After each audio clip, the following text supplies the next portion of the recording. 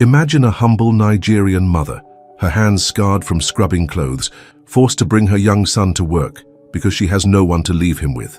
Amid dirty laundry and scornful glances, she steps into a millionaire's mansion for the first time, unaware that this day would change everything. Humiliations, betrayals, and unexpected twists intertwine until a finale no one could dare predict. Are you ready for this story? It was still dawn when the distant sound of roosters and honking broke the silence of the outskirts of Lagos. A dim bulb in the mud-walled kitchen illuminated the tired face of Chinwe, a 27-year-old single mother with marks of early struggle etched into her skin. Each morning, the old alarm clock rang like a cruel reminder. There was no time for rest. With automatic movements but attentive eyes, she adjusted her worn cotton skirt, tied a headscarf, and dragged a large aluminum basin filled with clothes outside. The scene was familiar to neighbors who know. Longer raised an eyebrow seeing her leave before sunrise, walking alone through dark streets with a burden that was not just physical. In her hands the basin, on her shoulders, the weight of a lifetime of sacrifices. Chibuike, only 5 years old, still wrapped in a faded cloth, woke without complaint. He had learned early that hunger and sleep were luxuries reserved for others. His small hands rubbed his eyes as he watched his mother move, balancing the basin on her head with a skill that seemed choreographed by necessity.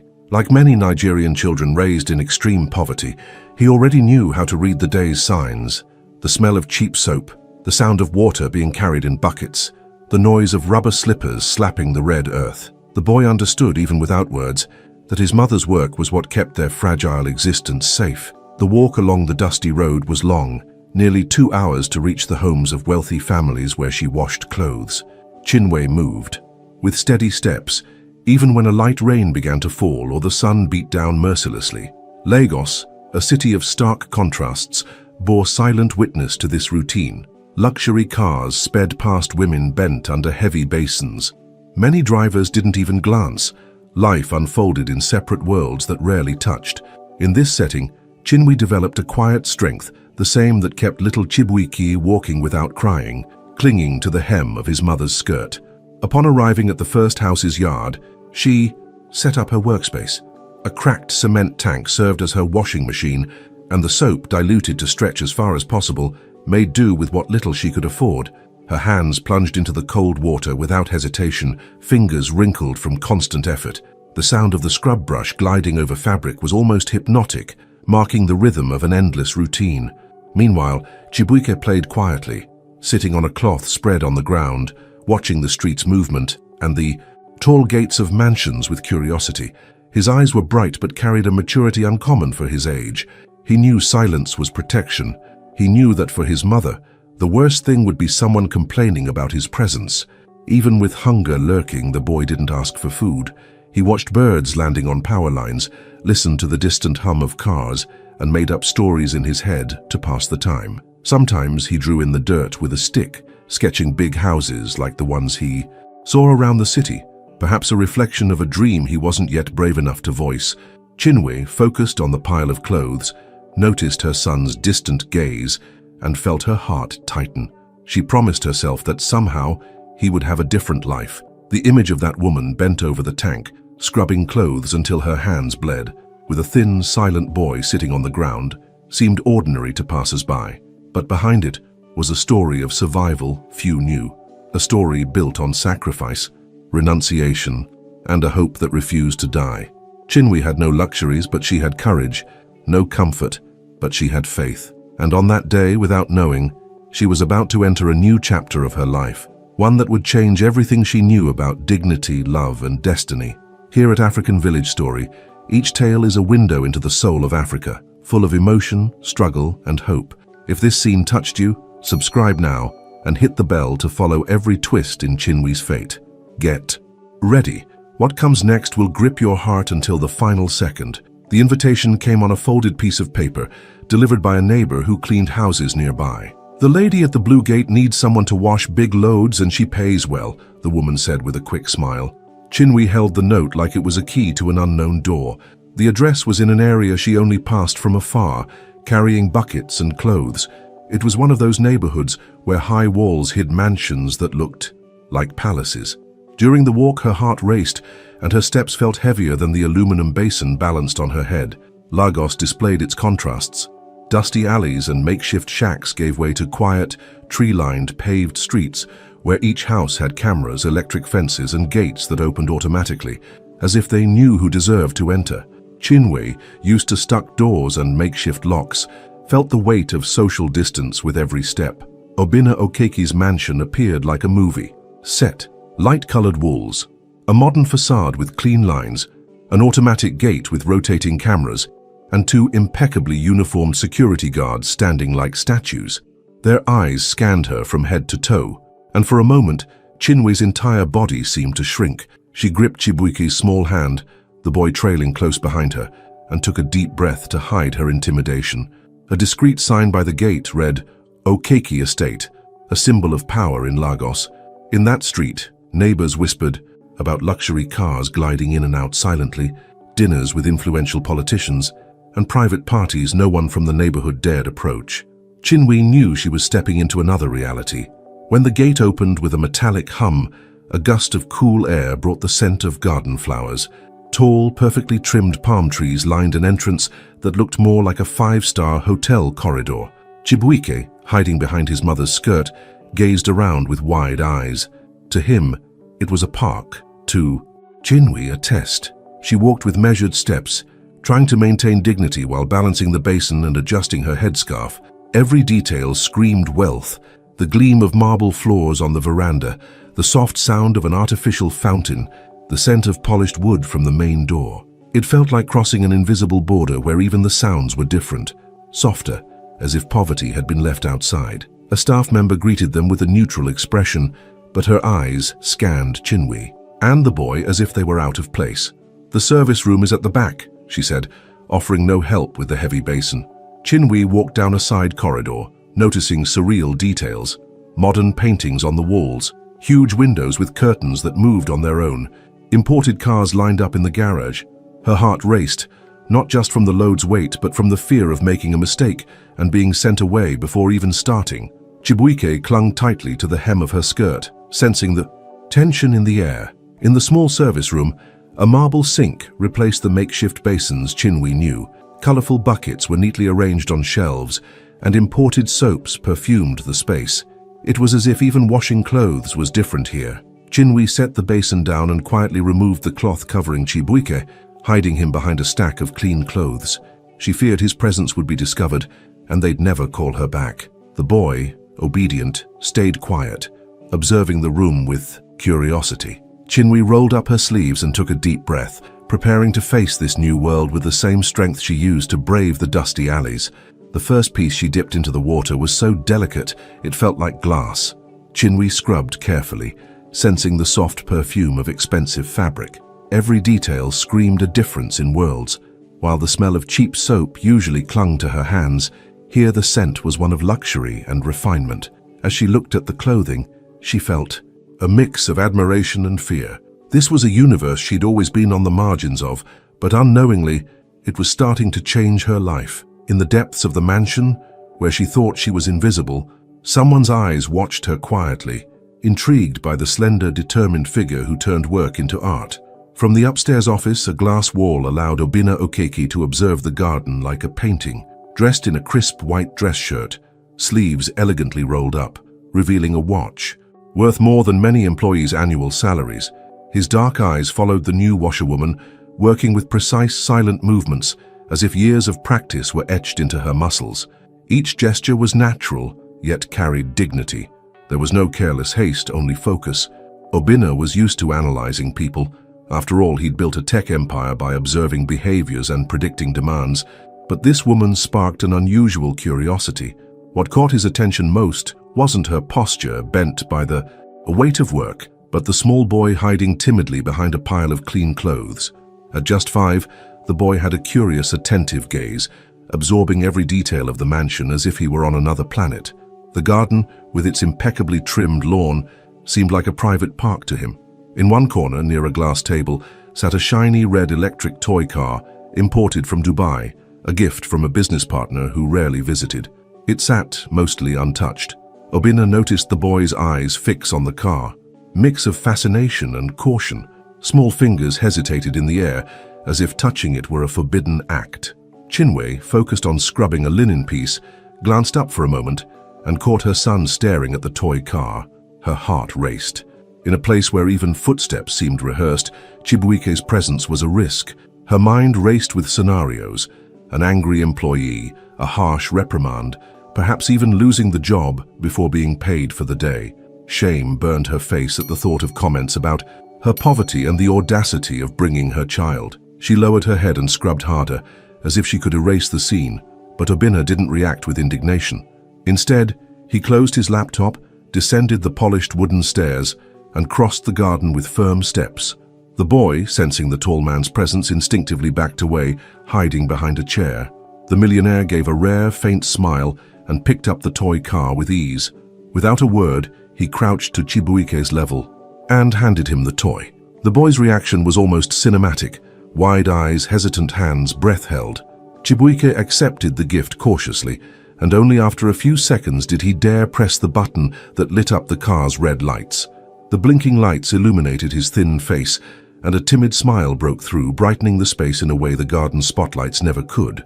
Chinwe looked up, stunned, when she heard her son's giggle. She saw the boss crouched beside him, adjusting the toy car's steering wheel, as if no divide existed between their worlds. The scene dissolved the tension she'd carried since crossing the mansion's gate. Instead of a reprimand, there was kindness. Instead of judgment, a simple gesture that humanized the man whose image was tied to business, wealth, and power. For a moment, social barriers seemed to vanish.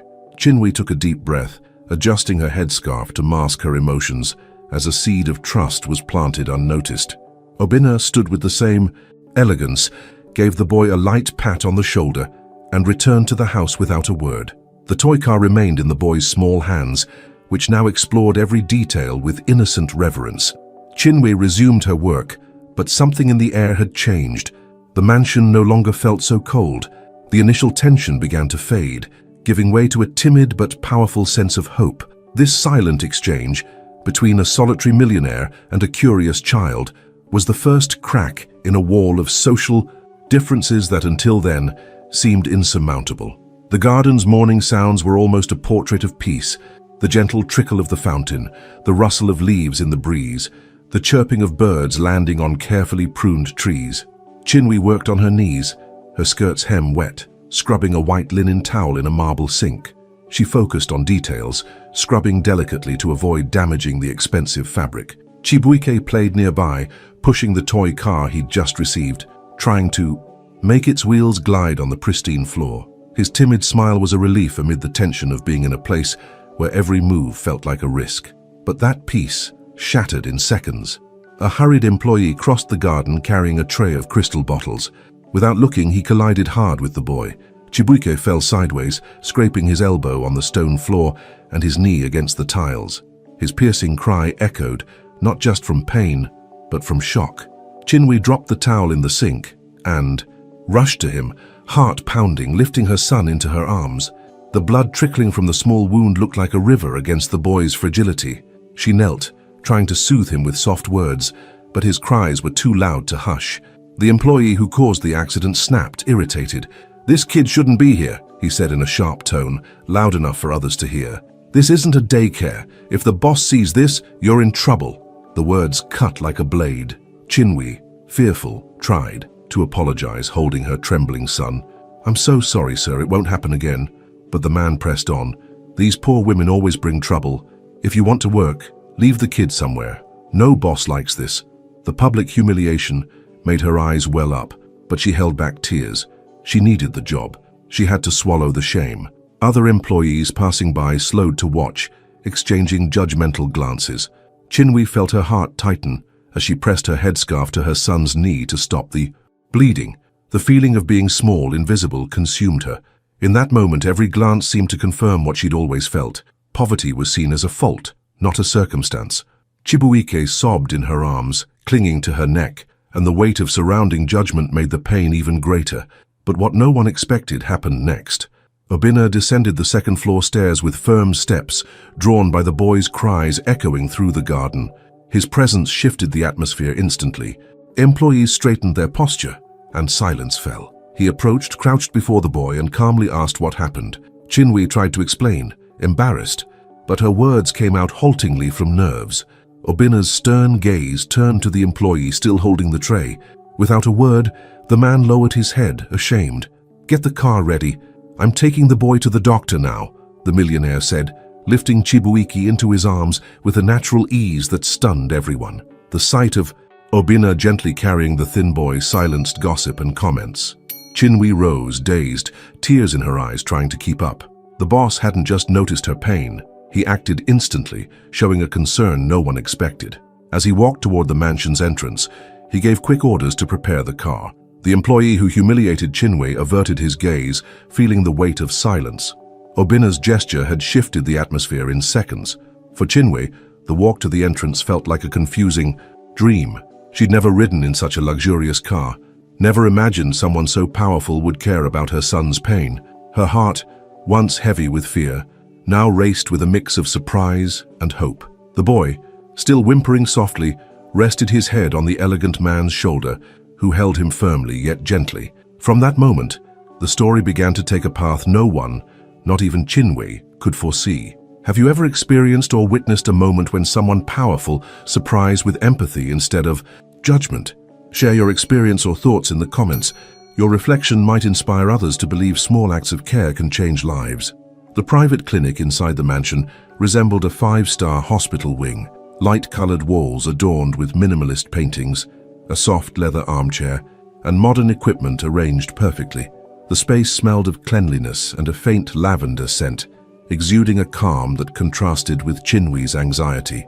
She entered slowly, holding her son's hand, her eyes scanning every detail. It felt like another world. The boy, still shaken, looked around with the same curiosity but stayed quiet, his head resting on his mother's shoulder. The family doctor, an elegant middle-aged man, entered with confident steps, greeting Obina respectfully before examining Chibuike with ease.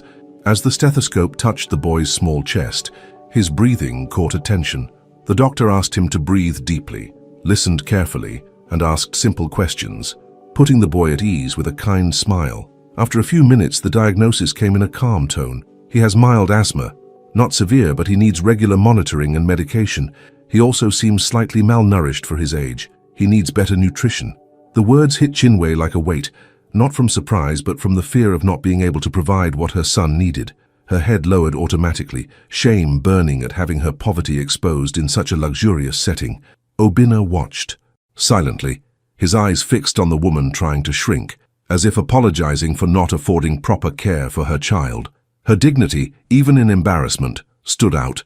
There was no defiance, nor servile submission, just resilience. Chinwe thanked the doctor softly, and when asked about her son's medical history, she admitted, "I've never been able to take him to a hospital. We barely have food at home, doctor." The doctor glanced at Obina, and a heavy silence followed. In that moment, old memories surfaced for Obina. He recalled his own mother, who spent years working as a maid in wealthy homes before he seized his first big break in tech. He remembered her tired eyes, her silence in the face of veiled humiliations, the dignity she carried even when washing others' clothes to provide food. Seeing Chinwe was like revisiting a chapter that shaped his own story. His heart, accustomed to calculated decisions and million-dollar deals, felt something different, a mix of empathy and deep connection. Chinwe sensed his gaze and looked away, adjusting her headscarf to hide her shame. But Obina didn't see just a poor woman. He saw courage.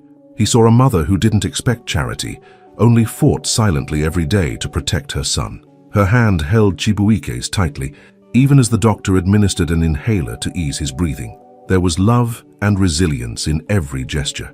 Obina noticed and felt a growing respect, something he rarely felt outside his business circle. The doctor prepared a list of medications and ordered simple tests, assuring they'd care for the boy. Chinwe thanked him again, trying to hide her tears. She wasn't crying just from worry for her son, but from the shock of being in a place where someone powerful seemed to genuinely care. Obina silently took the prescription and gave quick orders to his assistant, "Buy everything, today." Chinwe tried to protest, but his firm look silenced her.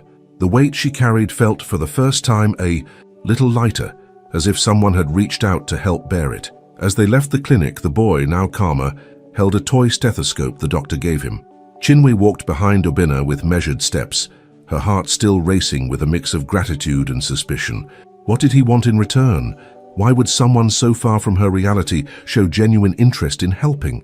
The questions piled up, but for now the sense of security outweighed fear. Unknowingly, this visit was the first link in an unlikely bond that would transform destinies. The attention Obinna showed Chinwe and Chibuike began to stir unease among some mansion staff.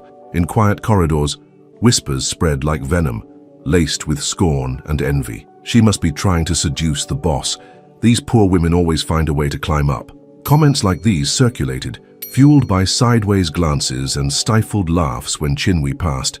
Though focused on her work, she felt the weight of judgment. She'd learned to stay silent, to survive. But the environment, once merely intimidating, now felt hostile. The triumph of the previous day, when the boss helped her son, became ammunition against her.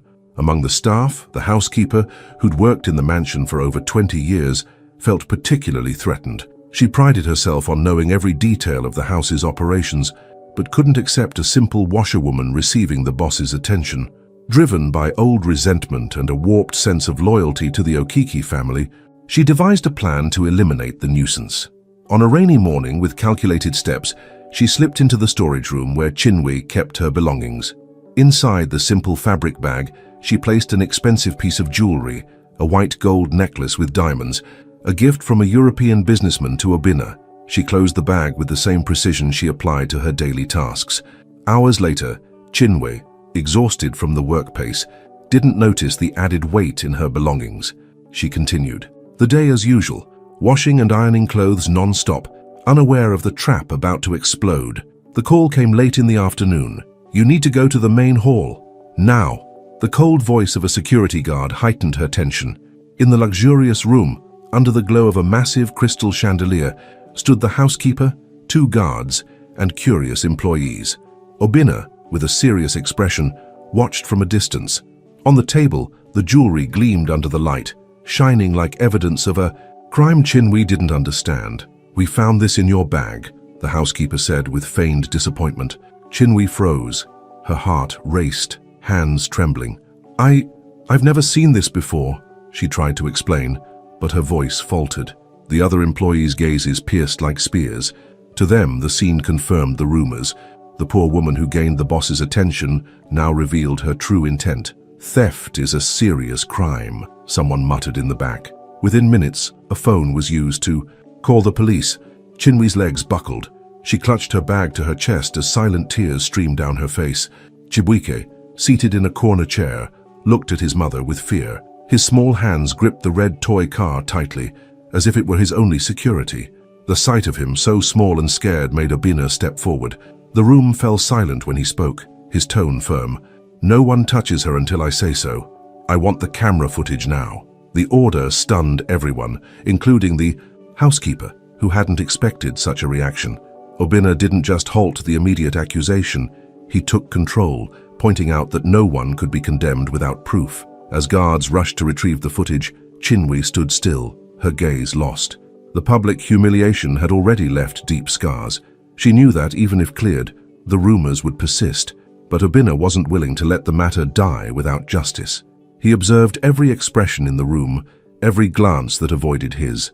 Something about the situation deeply unsettled him, perhaps because he knew how the wealthy could turn innocents into culprits with mere words, perhaps because deep down, he saw in Chinwe the same quiet strength he'd once seen in his mother, wronged by arrogant employers. The order to investigate thoroughly would not only change the course of that afternoon, but begin to expose secrets within the mansion no one imagined. The trap, meant to destroy an invisible woman, would end up revealing who was truly willing to manipulate to hold on to power. Have you ever witnessed an unfair accusation that seemed impossible to overturn? Share in the comments how you felt imagining Chinwe humiliated before everyone. Your thoughts could inspire others to reflect on how injustice still silently destroys lives. The mansion's security room was quiet, lit only by the blue glow of screens. Obinna watched every second of the footage with a steady gaze, his jaw tense, betraying no emotion. The head of security trembled slightly while adjusting camera angles. Then the scene appeared. The housekeeper alone entering the storage room with calculated steps, opening Chinwee's bag, and carefully placing the jewelry inside. The image's clarity left no room for doubt. The air grew heavy with a mix of indignation and disappointment. Obinna took a deep breath, clenched his fists, and said in a low, sharp tone, "Get everyone ready. I want them all present." Minutes later, the main hall became a stage. For justice, employees lined up silently, exchanging nervous glances as Obinna stood in the center, posture erect, gaze cold. The housekeeper maintained a confident expression, believing she had control. But when the head of security played the footage on a screen, the room fell into a deathly silence. The video showed, unedited, her every move. Her confidence crumbled in seconds. Murmurs from the staff filled the air. The revelation hit like a wave, exposing that the injustice was orchestrated. Within the mansion itself, Obinna walked toward the housekeeper, now pale, and said coldly, "You didn't just try to destroy an innocent woman. You dishonored this house. You're fired. Leave now." His tone was so firm there was no room for argument. Guards discreetly approached, escorting her out as disapproving glances followed. Then he turned to Chinwe, who stood in the corner, eyes teary, her son clinging to her dress. "I apologize for what you went through today. You were wronged in front of everyone." The public statement silenced the room. Some employees lowered their heads, ashamed of judging without proof. Chinwee's legs trembled. The humiliation, even reversed, had left deep marks. She wanted to vanish, return to her simple home, and never set foot in the mansion again. Shame consumed her and silent tears fell. But Obinna approached, placing a hand on her shoulder with calm firmness. "You have strength and dignity. I don't want you to leave. I need people like you around me. I want you to stay." His words, spoken with rare sincerity, were unlike any employer's. The scene not only restored her honor, but placed her in a position of respect she never imagined occupying. Some employees murmured, surprised by the gesture. Years of hierarchy seemed to dissolve before their eyes. Chinwe wiped her tears with the back of her hand, unsure how to respond. The invitation to stay wasn't just a job offer, it was recognition of her worth. Meanwhile, Chibuike clutched his red toy car, a timid smile on his face, unaware of the moment's depth. Obinna, noticing the boy's gaze, crouched to speak to him. "Your mother is a very strong woman. No one can ever take that from her." The simple phrase etched itself into the family's memory. As the room emptied, Chinwe still hesitated. The humiliation of the false accusation lingered like a shadow. But Obinna's actions, exposing the truth and apologizing publicly, showed something different. He wasn't just a powerful boss, he was a man, willing to right wrongs, even if it meant confronting his own team. Leaving that room, a new realization dawned. Sometimes, justice comes from the least expected places, and a humble woman's dignity can be restored in grand fashion. The mansion's routine shifted after the false accusation. Obinna, once distant from employees, began observing Chinwe differently, as if seeing beyond her simple clothes and careful gestures. Small signs of care emerged, boxes of neatly wrapped toys arriving in ties. The room where Chibuike rested, illustrated books with modern and classic African stories placed on an improvised shelf, and weekly visits from a renowned pediatrician monitoring the boy's health. These gestures, though simple for someone so powerful, were a revolution in the life of a family invisible to society. Chibuike, once shy and reserved, began to smile more. The boy who distracted himself by drawing in the dirt with sticks now spent hours flipping through colorful books and exploring toys he'd only seen on shop window TVs. Chinwe watched this transformation with a mix of joy and insecurity. She felt indebted to the boss, as if each gift came with a silent price. Her heart was grateful, but her mind, shaped by years of struggle, wondered where this generosity would lead. Amid washed clothes and perfectly folded sheets, a new feeling emerged, gratitude mixed with growing respect. Obinna's interest went beyond compassion. Brief hallway conversations turned into longer exchanges, often sparked by simple questions about the boy's routine. Is he always so quiet, or does he like bedtime stories? These interactions revealed genuine curiosity, slowly breaking the social barrier between boss and employee. On a rainy afternoon, as Chinwe organized freshly ironed clothes, he entered the room unannounced and pulled up a chair to sit near her. The initial silence was tense, But Obinna had a rare skill. He knew how to listen. That day, Chinwe shared a piece of her story she kept like an open wound. In a soft voice, she spoke of an unexpected pregnancy, the abandonment by a man who promised love and security, and sleepless nights vowing to protect her son, even if the world turned its back on her. Obinna listened without interrupting, resting his chin on his hand, his gaze steady, free of judgment. When she finished, he said simply, "You have a strength few men could match." Those words, unadorned, were like balm to a soul used to being diminished. For the first time in years, Chinwe felt truly seen. The mansion's once cold corridors became the stage for a quiet connection. Obinna spent more time at home, overseeing Chibuike's medical visits and ensuring everything was perfect for his recovery. The boy, enchanted by the millionaire's presence, learned to build block towers and played soccer with him in the manicured garden. This closeness sparked rumors among employees, but Obinna didn't care. His interest was unhurried. There was something pure in his care for this family, contrasting with the superficial relationships he was used to. Chinwe, though still carrying the shame of the earlier scandal, began to see Obinna differently. He was no longer just a rich man, but someone who understood life's hardships and recognized her worth. One scene stuck in her memory. The boss, sleeves rolled up, sitting on the floor with Chibuike, helping him assemble a puzzle, smiling lightly and genuinely. It was a rare smile, the kind money can't buy, but is earned. The barrier between their worlds began to crumble delicately, almost imperceptibly, like a flower blooming in silence. Do you believe true relationships can grow from simple acts of care? Share in the comments how you felt seeing Obinna connect with such respect and attention. Your thoughts could inspire others to believe empathy and love can flourish where least expected. News of the bond between Obinna and Chinwe quickly spread through Lagos's elite circles. A simple washerwoman, gaining prominence in the life of a tech empire heir, became the topic of hushed conversations in private clubs and formal dinners. The Okiki name carried decades of tradition, billion-dollar businesses, and a family pride that allowed no cracks. To Obinna's mother, an elegant and feared woman, the relationship was an affront. "Are you willing to tarnish our family name for a maid?" she asked, with an icy stare during lunch at her penthouse. Her tone demanded no reply.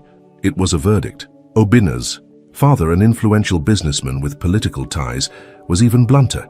He threatened to cut investments from the company if his son continued playing at saving commoners. The atmosphere grew tense in boardroom meetings. Partners began questioning Obinna's decisions, as if his personal life could jeopardize the family fortune. The millionaire, known for his calm demeanor, surprised everyone by standing firm, refusing to heed advice or warnings. "No one will tell me who I can or cannot build a life with," he said in a low, sharp tone. His resolve deepened the unease among family members, who began pressuring him in every way possible. While Obinna faced silent battles in boardrooms, Chinwe carried a heavier burden: guilt. She knew her presence had sparked conflict in a powerful family, and the feeling began to erode her peace. Despite Obinna's attempts to reassure her with kind words and protective gestures, an inner voice told her she didn't belong in that world. Each sideways. Glance from employees swayed by rumors, and every awkward silence when she entered a room fueled her urge to flee. On a quiet night, with the mansion's garden lit by golden lamps, Chinwe made a painful decision. She spread a small bundle of clothes on the bed she shared with Chibuike and began folding them with trembling hands.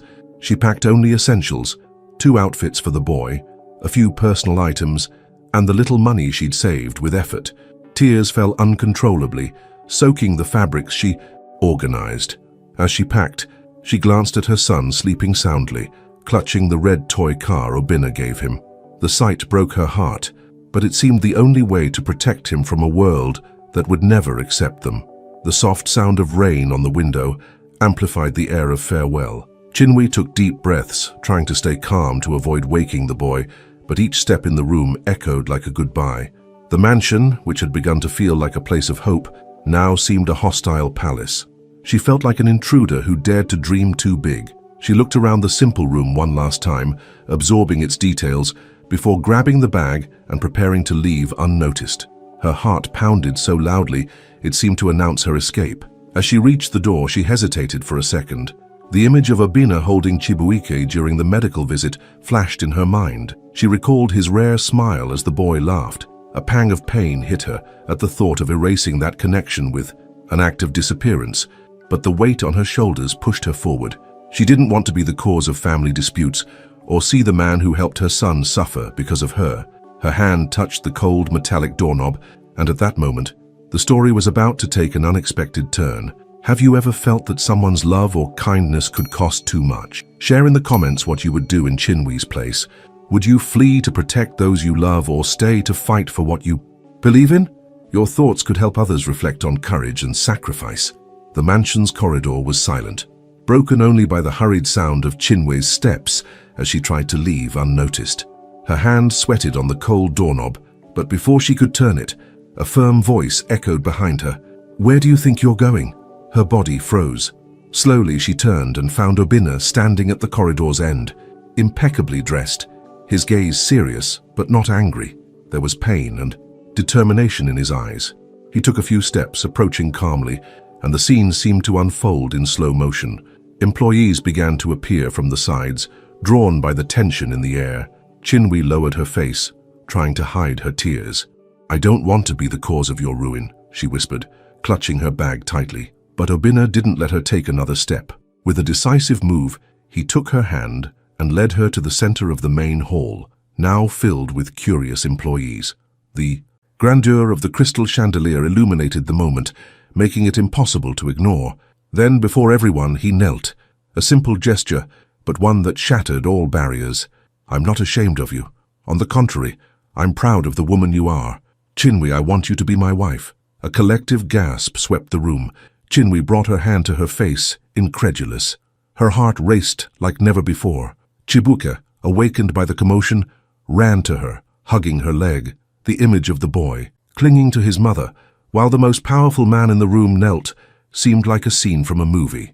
With tears streaming down her face, she nodded in acceptance, unable to speak. Obina stood, enveloping her in a strong embrace, and the hall, once a stage for whispers and intrigues, filled with timid applause that soon turned into celebration. Days later, the same mansion that witnessed Chinwee's humiliation became the setting for their wedding. She walked through the lush garden in an elegant dress that highlighted her simple, genuine beauty. Her hair, once always tied under a headscarf, fell in delicate curls over her shoulders. Obina waited at an altar set under a large tree, lit by hundreds of golden lights. Chibuike, in a small black suit with a bow tie, carried the rings with a proud smile. It was a day no one imagined. A story that began with pain and inequality ended in love and dignity. Cameras captured every detail, but what stood out wasn't the flashes or designer. Clothes. It was the glow in the couple's eyes. Obina didn't just choose Chinwee, he presented her to the world as someone worthy of love, respect, and equality. The small family embraced after the vows, and in that moment, all criticism and threats felt distant.